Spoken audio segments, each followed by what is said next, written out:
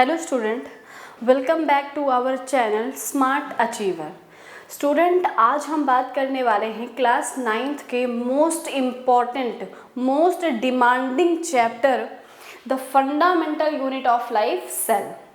Friends, आज हम इस चैप्टर को बहुत डिटेल में पढ़ने वाले हैं, ठीक है। तो स्टूडेंट, ये चैप्टर मतलब आप समझ लो कि क्लास 9th जो है वो बायोलॉजी का बेस है और इस बायोलॉजी को हम स्टार्ट करते हैं। इसमें सबसे पहला चैप्टर है हमारा cell the fundamental unit of life, ठीक है।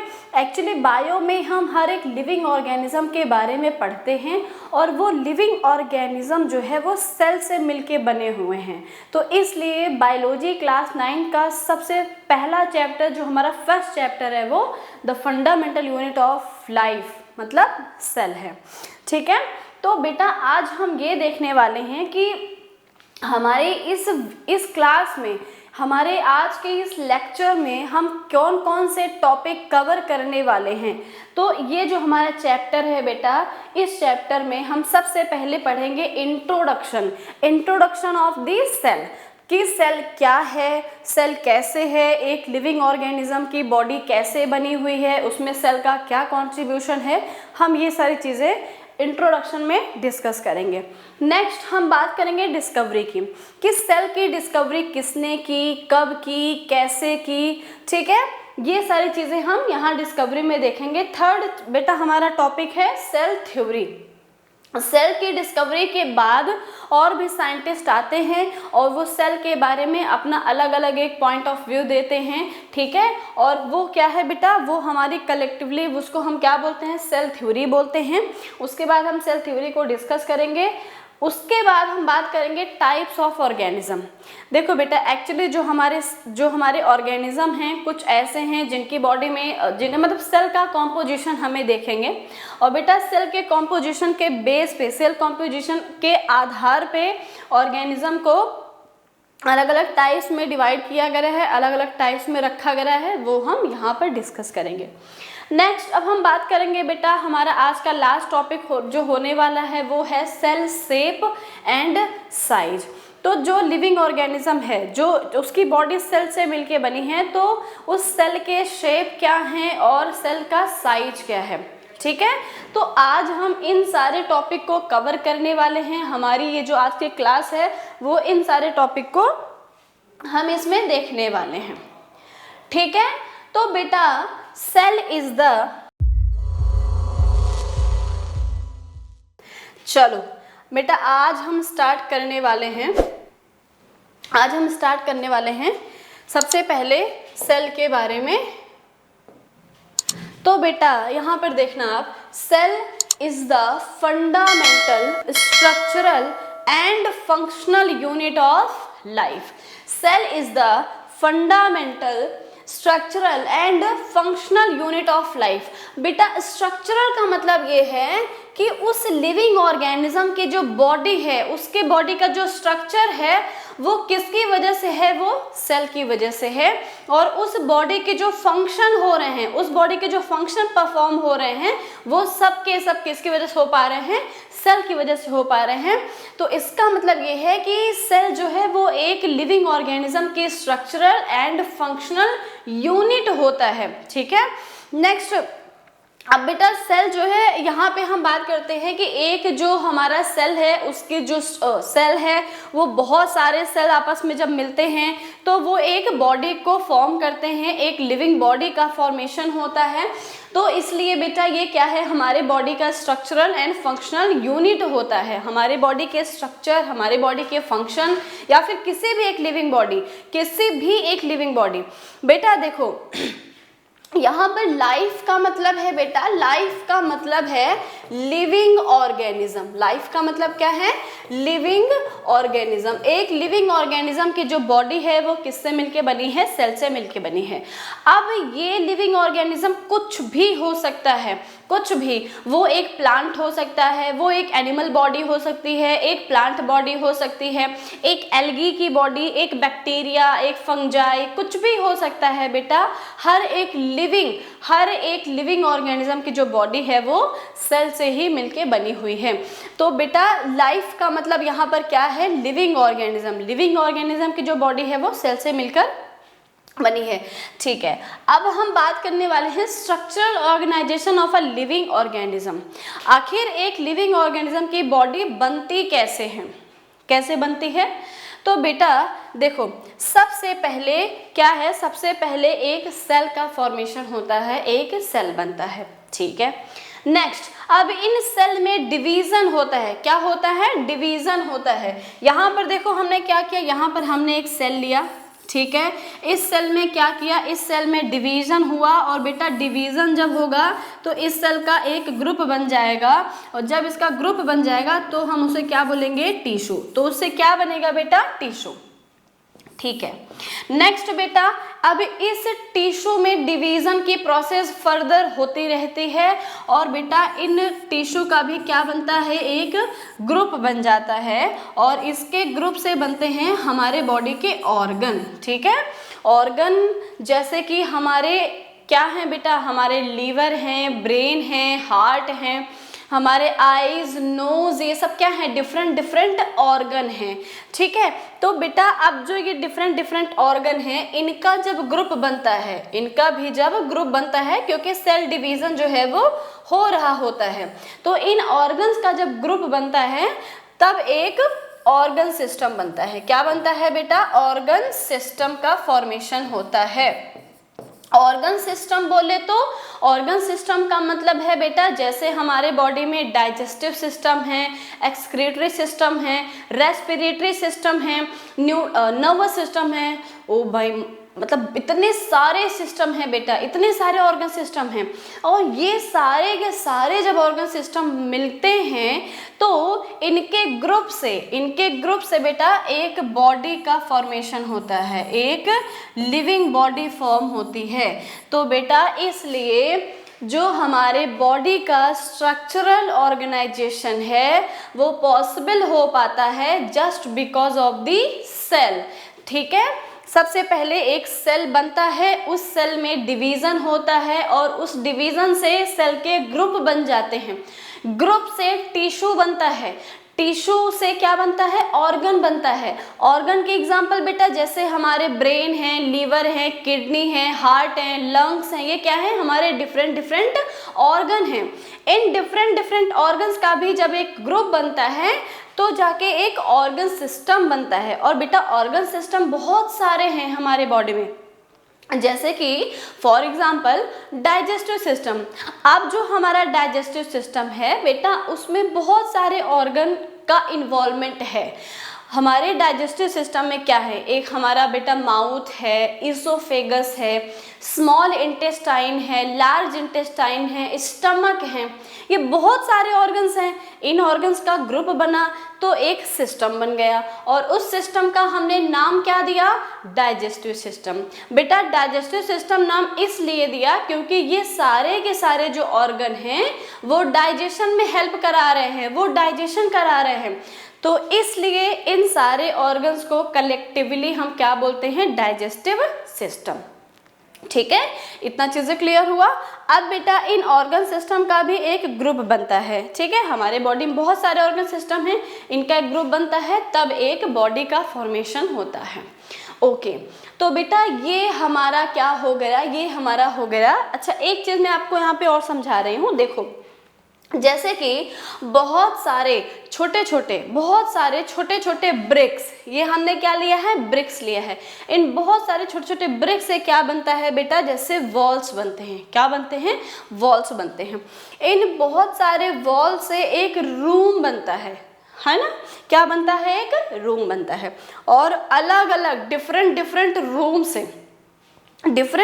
रूम से एक हाउस बनता है। क्या बनता है, एक हाउस बनता है। तो जैसे बेटा बहुत सारे छोटे छोटे स्मॉल ब्रिक से क्या बनता है, एक बिल्डिंग बनती है, एक हाउस बनता है। वैसे ही स्मॉल बहुत सारे छोटे छोटे सेल से क्या बनता है, एक बॉडी बनती है। क्या बनता है, एक बॉडी बनती है। ठीक है, तो बेटा cell is the basic unit of a living organism. ठीक है, ये बेटा हमारा हो गया सेल का इंट्रोडक्शन। ये क्या है हमारा सेल का इंट्रोडक्शन। नेक्स्ट हम बात करने वाले हैं बेटा डिस्कवरी ऑफ द सेल, है ना। कब से हम सेल के बारे में पढ़ रहे हैं कि एक लिविंग बॉडी सेल से मिलके बनी है, एक लिविंग बॉडी का फॉर्मेशन सेल से हुआ है, ठीक है। बट बेटा ये सेल एग्जैक्टली आया कहाँ से है, इस सेल की डिस्कवरी किसने की, कहाँ से आ रहा है। तो बेटा फर्स्ट ऑफ ऑल इन 1665 में एक साइंटिस्ट आते हैं जिनका नाम है रॉबर्ट हुक। ठीक है, क्या है बेटा, रॉबर्ट हुक। उन्होंने सेल की डिस्कवरी की। उन्होंने क्या किया, सेल की डिस्कवरी की थी। कहाँ पर किया था, तो बेटा bark of a oak tree. ठीक है, कहाँ पर किया था बेटा, तो सेल की डिस्कवरी की थी इन्होंने bark of a oak tree. ठीक है बेटा, एक प्लांट था, एक प्लांट है ओक, जिसका वो बार्क लेके आए, जिसका वो क्या किए, बार्क लेके आए। बार्क का मतलब होता है बेटा outer surface of a stem, मतलब किसी एक स्टेम का जो आउटर सरफेस होता है उसे बार्क कहते हैं। ठीक है, तो ये क्या किए, ओक ट्री का बार्क लेके आए, है ना। और ये अपना एक खुद का माइक्रोस्कोप इन्होंने बनाया था, जो कि मतलब एक सेल्फ डिजाइन माइक्रोस्कोप था, जिसके नीचे इन्होंने इस बार को रखा। क्या किया, इस बार को रखा और बेटा इनको वहां पर एक हॉलो कंपार्टमेंट्स, मतलब खाली जगह इनको दिखा। क्या दिखा, खाली जगह, हॉलो कंपार्टमेंट्स दिखा, जिसको उन्होंने क्या नाम दिया, जिसको उन्होंने नाम दिया था सेल्स। क्या बोला बेटा, सेल्स। उन हॉलो कंपार्टमेंट्स को, उन छोटे छोटे जो बेटा कंपार्टमेंट थे, खाली कंपार्टमेंट थे, खाली जगह थे, उसको उन्होंने सेल नाम दिया। और बेटा सेल जो है वो एक लैटिन वर्ड होता है। सेल की मीनिंग होती है स्मॉल रूम्स। सेल की मीनिंग क्या है बेटा, स्मॉल रूम्स। ठीक है, तो उन्होंने क्या किया, इस हॉलो कंपार्टमेंट्स को सेल नाम दिया। और बेटा सेल का मतलब होता है स्मॉल रूम्स या फिर लिटिल रूम्स, छोटे छोटे कमरे। ठीक है, तो ये हो गई हमारे डिस्कवरी ऑफ द सेल। क्या है, discovery of the cell. But बेटा अनफॉर्चुनेटली इन्होंने जिस सेल की डिस्कवरी की वो एक क्या था, डेड सेल था। वो कैसा सेल था बेटा, वो था डेड सेल। ठीक है, वो तो एक डेड सेल था। तो अब अच्छा ये पेन विजिबल नहीं है, एक सेकंड। वो क्या था बेटा, तो वो डेड सेल था। ये है हमारा डेड सेल। तो अब बात ये आती है कि लिविंग सेल की डिस्कवरी किसने की। तो बेटा living cell were discovered by, बेटा living cell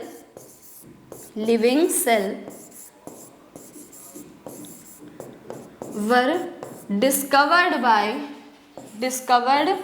by Antony von Leeuwenhoek.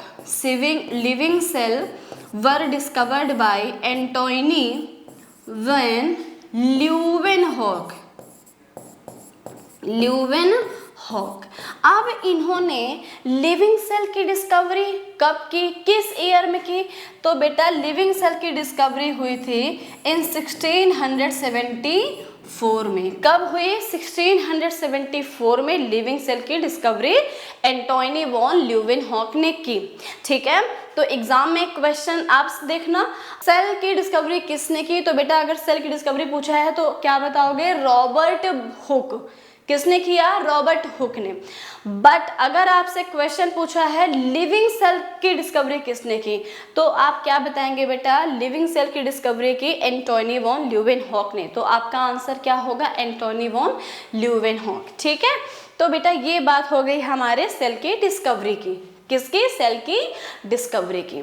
अब बेटा बात ये आती है कि इसके कुछ टाइम बाद देखो, जब सेल की डिस्कवरी हुई है तो उस टाइम पर जितने भी साइंटिस्ट थे, है ना, सबके अंदर एक क्यूरियोसिटी बढ़ती है कि भाई सेल क्या है। तो सेल के बारे में सबका एक अपना अपना पॉइंट ऑफ व्यू आता है। सेल के बारे में सब अपनी स्टडी को स्टार्ट कर देते हैं, अपनी अपनी अलग अलग एक पॉइंट ऑफ व्यू देते हैं। तो बेटा ऐसे ही एक साइंटिस्ट आते हैं 1831 में, और इनका नाम है रॉबर्ट ब्राउन। क्या नाम था बेटा? Robert brown. मतलब ऐसा है ना कि रॉबर्ट ब्राउन उस टाइम पर बड़ा ट्रेंडिंग है ना। देखो इनके रॉबर्ट हुक, रॉबर्ट ब्राउन, मतलब बहुत ट्रेंडिंग में था शायद ये नाम, है ना। चलो तो बेटा रॉबर्ट ब्राउन आते हैं 1831 में, और उन्होंने क्या किया? उन्होंने बेटा न्यूक्लियस की डिस्कवरी की। किसकी डिस्कवरी की? न्यूक्लियस की डिस्कवरी की। अच्छा एक चीज़ और बेटा, ये न्यूक्लियस की डिस्कवरी का रीज़न क्या था? क्यों न्यूक्लियस की डिस्कवरी की इन्होंने? तो बेटा न्यूक्लियस की डिस्कवरी इसलिए की कि न्यूक्लियस जो है वो एक प्रोमिनेंट सेल ऑर्गेनेली है। मतलब ये ऑलमोस्ट हर एक सेल के अंदर होता है, हर एक सेल के अंदर, चाहे वो प्रोकैरियोटिक हो चाहे वो यूकैरियोटिक हो। बेटा आगे डिस्कस करेंगे हम प्रोकैरियोटिक यूकैरियोटिक, मतलब कैसा भी सेल हो, हर एक सेल के अंदर न्यूक्लियस होता है। तो इस वजह से इस टाइम पर उन्होंने क्या किया? न्यूक्लियस की डिस्कवरी की थी। ठीक है, चलो तो बेटा ये हमारा हो गया डिस्कवरी। ये क्या है? ये हमने अपनी डिस्कवरी देख ली, सेल की डिस्कवरी रॉबर्ट हुक ने, लिविंग सेल की डिस्कवरी एंटोनी वॉन ल्यूवेनहॉक ने, ठीक है। न्यूक्लियस की डिस्कवरी रॉबर्ट ब्राउन इन 1831 में। अच्छा बेटा न्यूक्लियस जो है वो एक सेल का, अभी हम न्यूक्लियस को आगे डिटेल में पढ़ेंगे। न्यूक्लियस एक सेल का कंट्रोल सेंटर है। क्या होता है? कंट्रोल सेंटर है। एंड ये मतलब मोस्टली सेल में ये उसके सेंटर में होता है। ठीक है, तो ये हमारा इंट्रोडक्शन वाला पार्ट हो गया है। नेक्स्ट बेटा हम डिस्कस करने वाले हैं सेल थ्योरी के बारे में, है ना। मैंने आपको बताया कि जब किसी नई चीज़ की डिस्कवरी होती है तो उस टाइम पर जितने भी साइंटिस्ट होते हैं सबके अंदर होता है ना कि भाई मैं भी कुछ सेल के बारे में बताऊंगा, मैं भी सेल की डिस्कवरी करूंगा, मैं लिविंग सेल बताऊंगा, मैं डेड सेल बताऊंगा, मैं प्लांट सेल बताऊंगा। तो एक अपना अलग अलग सब उस पर स्टडी स्टार्ट कर देते हैं। ठीक है, तो बेटा इसी तरीके से सेल थ्योरी आती है। क्या आती है? Cell theory. तो सेल थ्योरी क्या है बेटा? सेल थ्योरी क्या कहती है? तो सेल थ्योरी में हमारे 3 पॉइंट्स हैं। सेल थ्योरी जो है वो 3 पार्ट में बताई गई है। Living things are made up of cells, वो तो हमें पता है कि हर एक लिविंग सेल किससे मिलके बना है? सेल से मिलके बना है। ठीक है, नेक्स्ट बेटा cell are the basic unit of structure and function of a living organism. ठीक है, या फिर लिविंग थिंग्स। नेक्स्ट है बेटा Schleiden worked with plants. Actual में जो स्केलेटन है बेटा, ये जो स्केलेटन है, देखो बेटा ये जो हमारे स्केलेटन है, ये एक्चुअल में क्या है बेटा? तो ये एक बोटेनिस्ट थे। ये कौन थे? ये एक बोटेनिस्ट थे। ठीक है, तो ये बोटेनिस्ट कौन होते हैं बेटा? बोटेनिस्ट वो होते हैं जो प्लांट्स पर स्टडी करते हैं। जो क्या करते हैं? प्लांट्स पर स्टडी करते हैं, उन्हें हम बोटेनिस्ट बोलते हैं। ठीक है, फिर उसके बाद बेटा एक साइंटिस्ट आते हैं स्वान। ठीक है, एक साइंटिस्ट आते हैं स्वान। इन्होंने, ये कौन थे? तो बेटा ये थे जूलॉजिस्ट। ये कौन थे? जूलॉजिस्ट थे। ठीक है, अब जूलॉजिस्ट कौन होते हैं बेटा? जूलॉजिस्ट वो होते हैं जो एनिमल्स पे स्टडी करते हैं। जूलॉजिस्ट कौन होते हैं? जो एनिमल्स पे स्टडी करते हैं। ठीक है, चलो तो अब ये है बेटा जो सेल थ्योरी है उसको देते हैं स्केलेटन एंड सॉन। ठीक है, अब हम यहाँ पर बात कर लेते हैं थोड़ा सा। ये हमारे स्केलेटन हैं, ये हमारे स्केलेटन अंकल जी हैं, है ना। ये कौन है? ये हमारे स्केलेटन अंकल हैं। अब ये कौन थे? तो बेटा ये थे एक जर्मन बोटेनिस्ट। कौन थे बेटा? ये थे जर्मन बोटेनिस्ट। ठीक है, जर्मन बोटेनिस्ट। ये बेटा कब आते हैं? तो ये आते हैं 1838 में, और ये एक बोटेनिस्ट हैं। तो बोटेनिस्ट कौन है? जो प्लांट्स पे स्टडी करते हैं। तो इन्होंने क्या बोला? इन्होंने बोला all the plants all the plants are made up of cells. All the plants are made up of cells. ठीक है, ये कौन बोल रहा है बेटा? तो ये हमारे स्केलेटन अंकल जी बोलते हैं। कौन बोल रहा है बेटा? स्केलेटन अंकल बोल रहे हैं। फिर उसके बाद आते हैं हमारे थियोडोर सोन। कौन आते हैं बेटा? थियोडोर सोन। ठीक है, अब ये थियोडोर सोन क्या बोलते हैं? तो बेटा ये जो थियोडोर सोन है ये एक ब्रिटिश जूलॉजिस्ट थे। कौन थे? ये एक ब्रिटिश जूलॉजिस्ट थे, है ना। अभी मैंने आपको बता रहा ऊपर कौन थे ये? British zoologist. और ये आते हैं 1839 में। और ये जूलॉजिस्ट हैं तो किस पे स्टडी करते होंगे? किस पे? एनिमल्स पे। तो बेटा इन्होंने बोला ऑल द एनिमल्स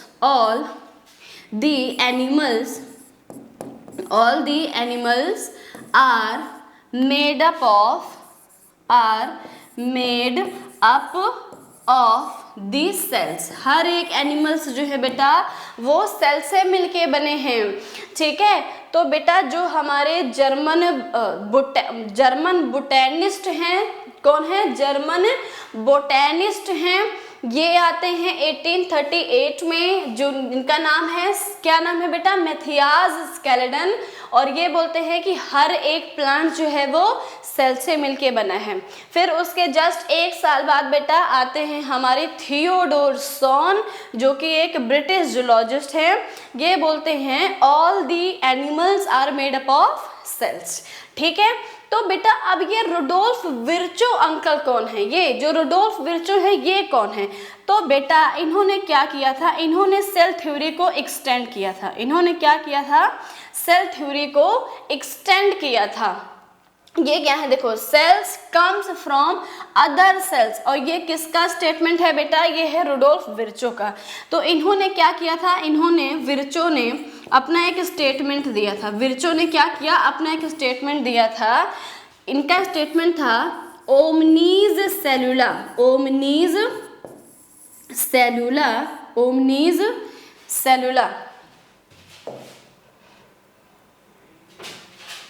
क्या बेटा इन्होंने क्या बोला? इन्होंने बोला ओमनीज सेलुला। इन्होंने बोला ये जो हमारे विर्चो हैं, जो हमारे विर्चो अंकल हैं, ये बोलते हैं ओमनीज सेलुला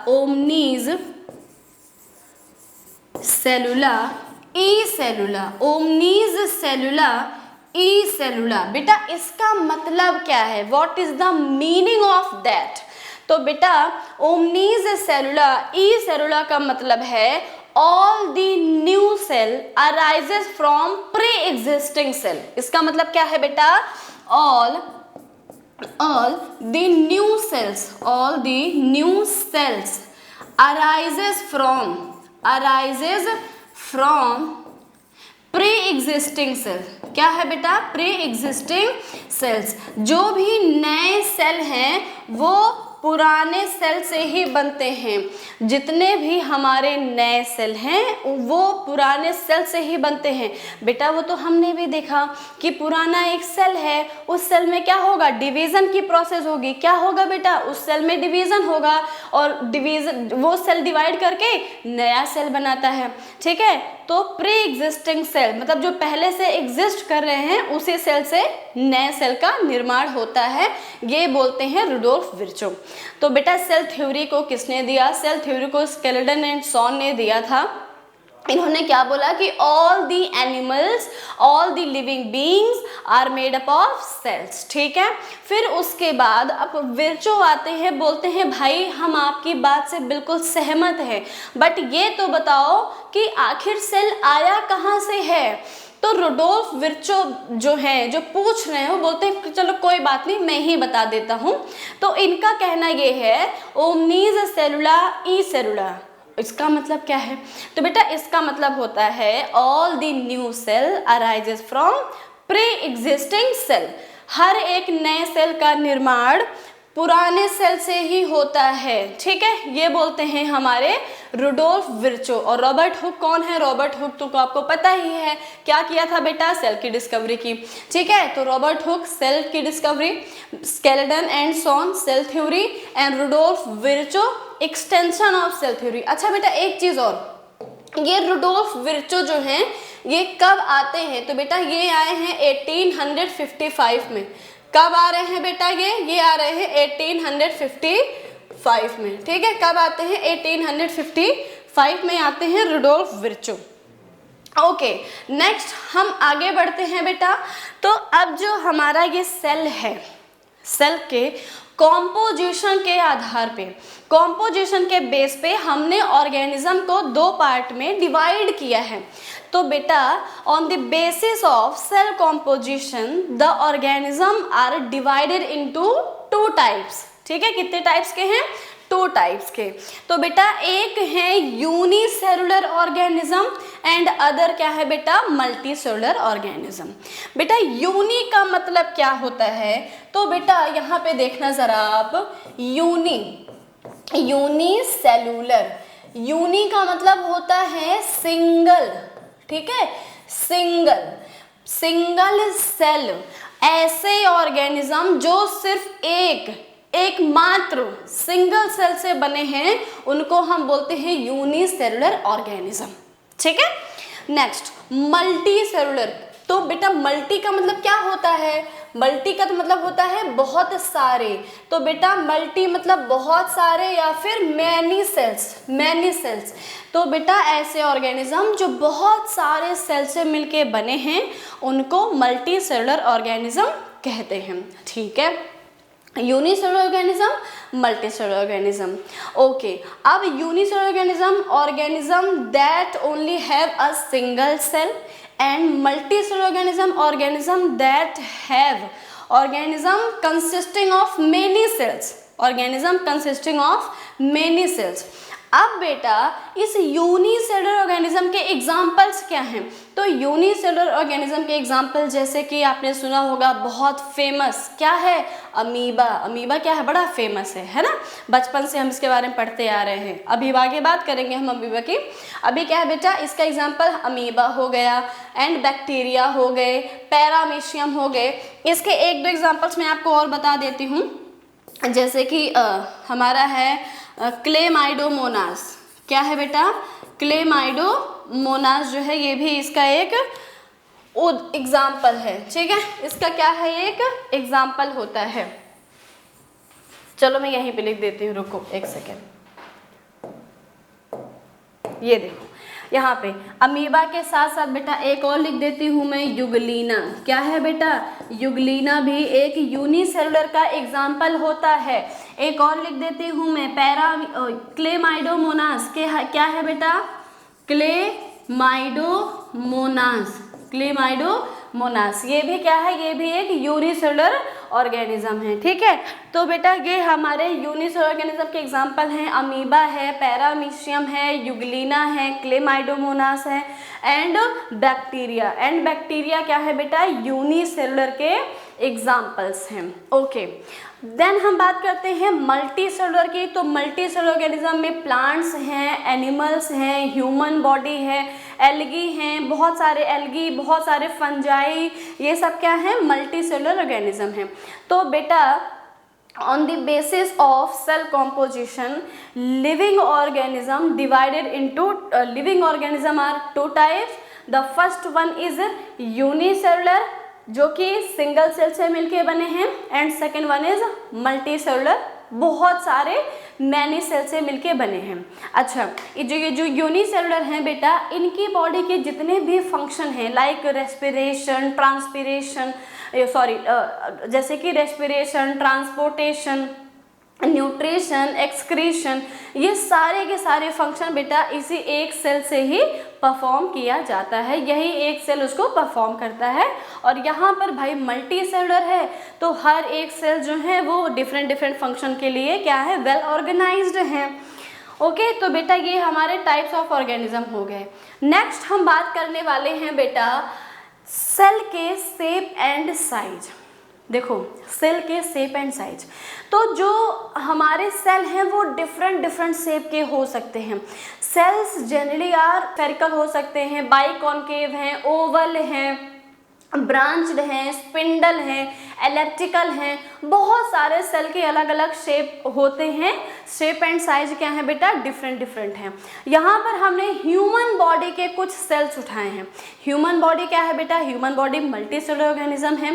इसकी बॉडी में जितने भी सेल्स हैं उन सब के शेप एंड साइज क्या हैं, डिफरेंट डिफरेंट होते हैं, अलग अलग होते हैं, ठीक है। अच्छा बेटा एक चीज़ और, इन सेल के जो शेप एंड साइज हैं वो उनके फंक्शन के अकॉर्डिंग रखे गए हैं। जो भी उनका फंक्शन है वैसे उनका शेप एंड साइज है। ओके, तो चलो कुछ एग्जांपल हम देखते हैं।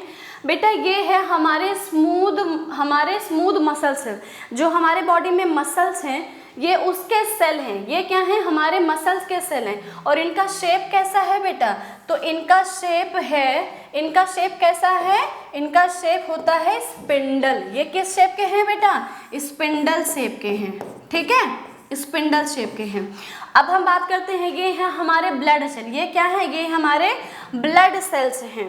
ये हमारा फैट सेल है। ये क्या है, हमारा फैट सेल है। और फैट सेल का शेप कैसा होता है, एलिप्टिकल। कैसा होता है बेटा, एलिप्टिकल शेप का होता है।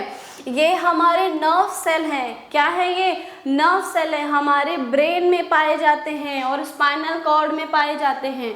तो बेटा इनका शेप कैसा है, तो ये ब्रांच्ड हैं। कैसे हैं, ब्रांच्ड शेप के होते हैं, ठीक है।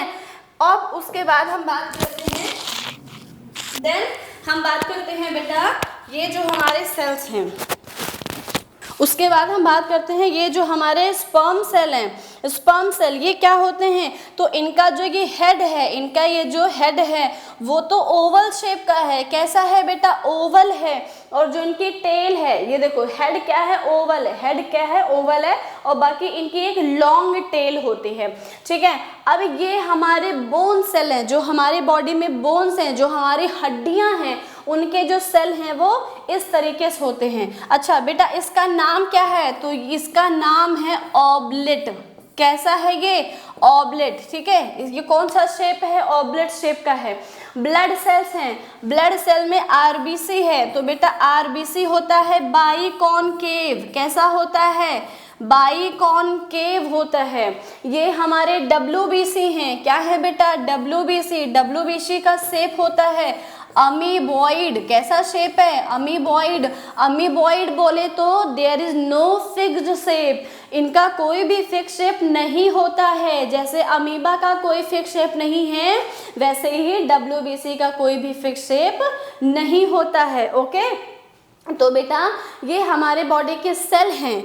तो सेल्स कैसे हो सकते हैं बेटा, सेल का शेप कैसा हो सकता है, तो सेल का शेप जो है वो स्फेरिकल भी हो सकता है। ये जो हमारे जैसे स्पर्म है, सॉरी ओवा है, ओवा का शेप कैसा होता है, स्फेरिकल। तो cell are may be spherical comma spindle, कैसे होगा, स्पिंडल भी होगा, कॉमा एलिप्टिकल, एलिप्टिकल भी हो सकते हैं, ठीक है। नेक्स्ट ब्रांच्ड भी हो सकते हैं बेटा। कैसे हो सकते हैं, ब्रांच भी हो सकते हैं। तो जो हमारे सेल के शेप हैं वो डिफरेंट डिफरेंट हो सकते हैं, बहुत सारे इनके शेप होते हैं, ठीक है। तो ये हो गए हमारे सेल के शेप के बारे में। चलो अब हम इनके साइज की भी बात कर लेते हैं। तो भाई ओ भाई, largest cell in the universe, इस यूनिवर्स में, इस ब्रह्मांड में सबसे बड़ा सेल कौन सा है, तो बेटा लार्जेस्ट सेल होता है ये। और इसका नाम क्या है, क्या है नाम इसका, तो बेटा ये है ऑस्ट्रिच एग। क्या है बेटा, ये ऑस्ट्रिच एग।